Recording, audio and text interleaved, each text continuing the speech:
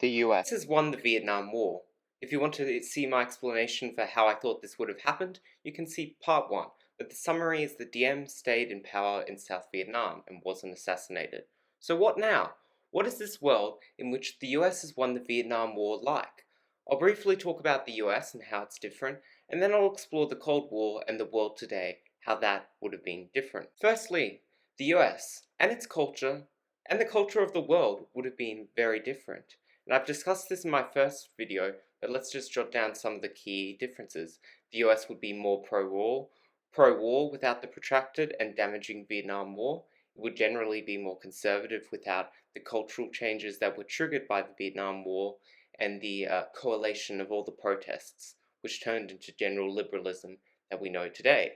It would also be more trustworthy in the government. They would trust the government more without the damage of how the US government lied during the Vietnam War and how it was seen as being tyrannical, immoral, and undemocratic by supporting what was eventually seen as being an undemocratic South Vietnam. This also means all these factors mean that news sources would generally remain like they used to be. For example, NBC is a great example. As you can see, traditional NBC broadcasts were very centrist. Nowadays, you can see how it's more left-wing, how it's more partisan. That's the same with many other news sources. So nowadays, the news sources would be less left-leaning and less partisan, in the sense that they'd be less left-leaning, as Vietnam certainly turned journalism towards the left. Finally, it means that populism would not be as popular in the US, and libertarianism wouldn't even exist because the Libertarian Party was established because of the Vietnam War and the draft, meaning that the Bernies and the Trumps of the world would not be the political machines they are today, if even relevant or existence, and that would mean more traditional politicians would be in charge. It would be the more traditional centrist system, not how diverged it is. You can see in charts how the US party composition of Congress, how they've diverged politically and ideologically between the Vietnam War to today. And the traditional system would still be in power without the great social changes heralded by the Vietnam War, such as the party switch, in which Democrats became more left-wing, Republicans became more right. Both parties would be like they would have been before the Vietnam War, meaning they would both have strong left and right-wing factions of equal prominence, and there wouldn't be defined red or blue states anymore, as politics in general would be less polarized. You can look at how states voted between the 40s and 70s, how you had Alabama voting Democrat, then Republican, how you had California voting Republican, Democrat. All the states used to switch back and forth because both parties were pretty much very similar. There weren't as many defined differences, so that would stay the same. Politics would be, you'd be getting the Trumans and Eisenhowers. It would be very much like those politicians again. The United States winning the Vietnam War would instantly trigger in a shorter and more intense Cold War. The first major event of the Cold War, and this would be one of the culminating factors in this world's Cold War, would be the Prague Spring of 1968. It was triggered by the Czechs regime perceived democratization by communist hardliners, specifically in Moscow.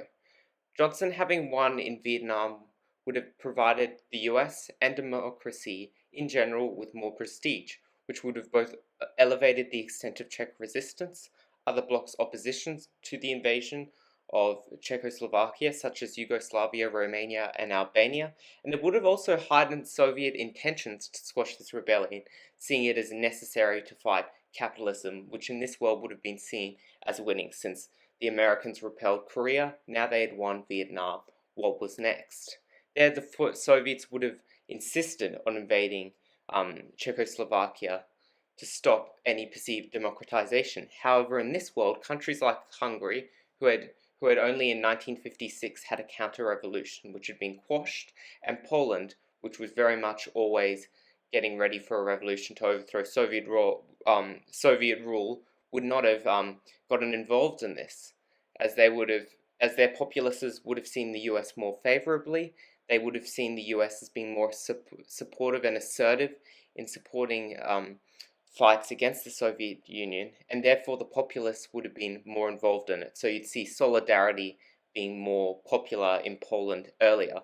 This would mean the USSR would be forced to rely on the GDR, the German Democratic Republic, for support and troops to invade Czechoslovakia.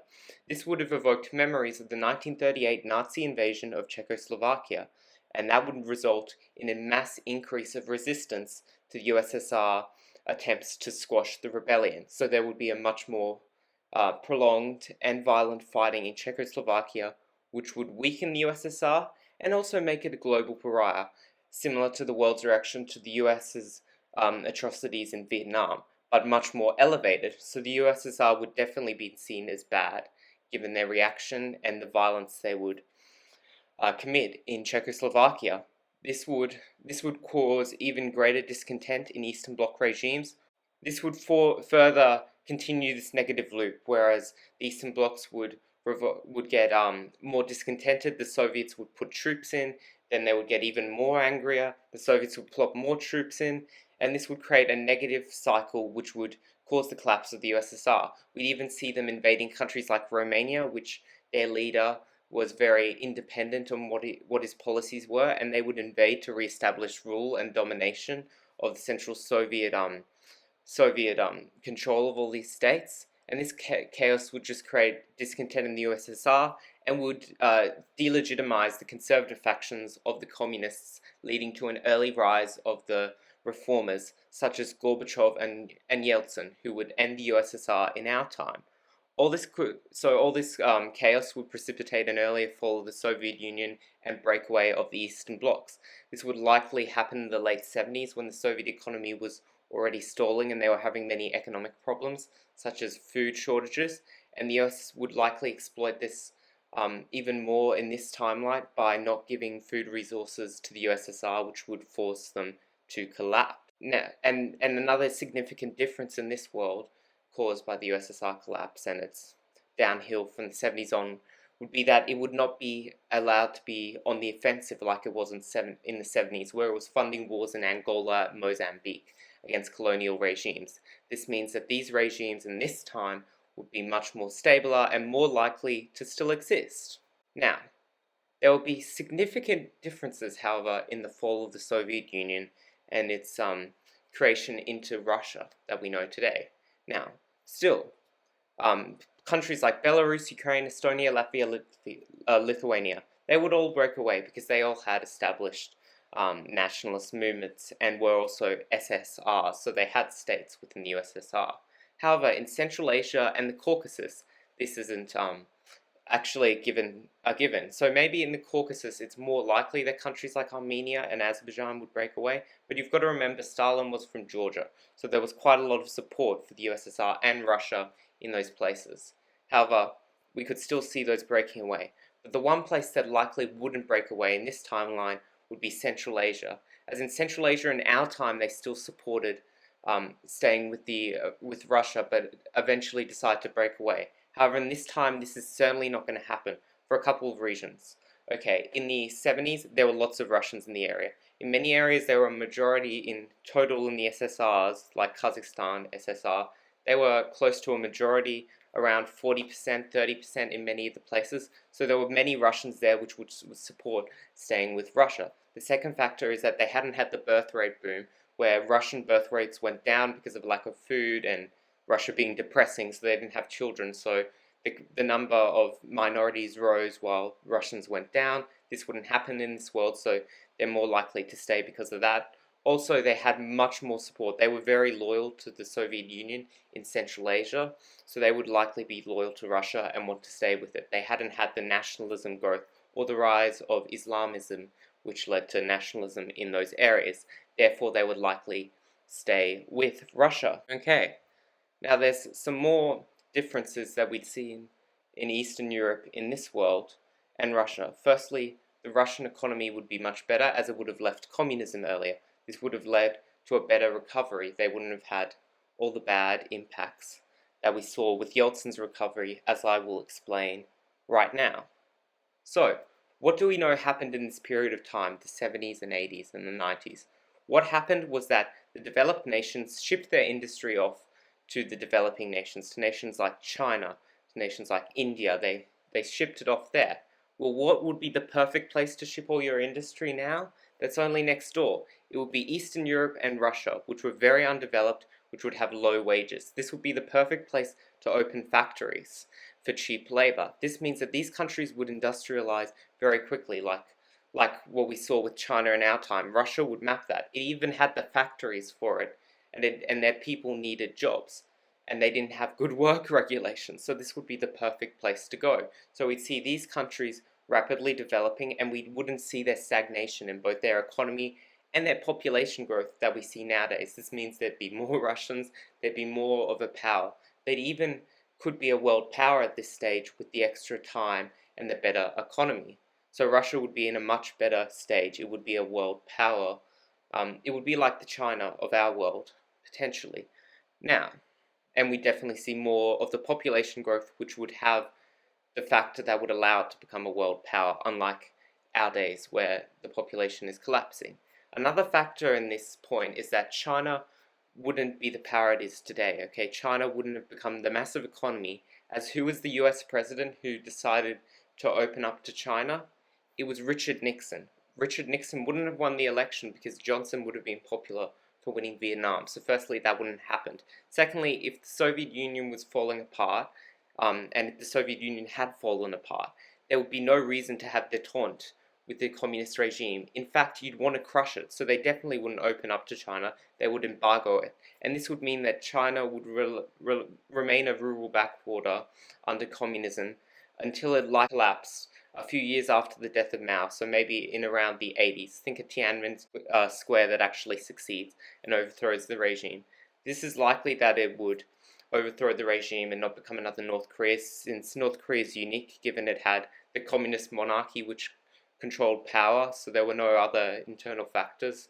It's kind of just a dictatorship, that's why it didn't collapse. You've also got that China's much bigger, more people, and more ethnic groups who want to break away. So in this world, Tibet and Xinjiang undeniably would break away, and we'd see China's reunification with Taiwan as being a democratic state. We'd also, given the fall of China, North Vietnam and North Korea would likely also be reincorporated, whether it is through a war or a revolution. However, the economic and cultural differences between these two halves would create ongoing tension in these countries. One example would be the religious differences between the North and South. South Vietnam would have been more Catholic, North would have been more Buddhist. And in Korea, this would be the same. The South would have been more Christian Buddhist, the North would have been more non-religious. However, this would change in the future, as evidence has shown that former communist regimes' peoples, when they lose communism in it, they adopt religion. So in the future, the North of Korea would likely to be more Christian than the South. It would likely could be majority Christian, and this is quite likely given during the time in Korea there were many apostolization efforts by Christians who were looking to convert Koreans. So this would likely become a major thing in North Korea.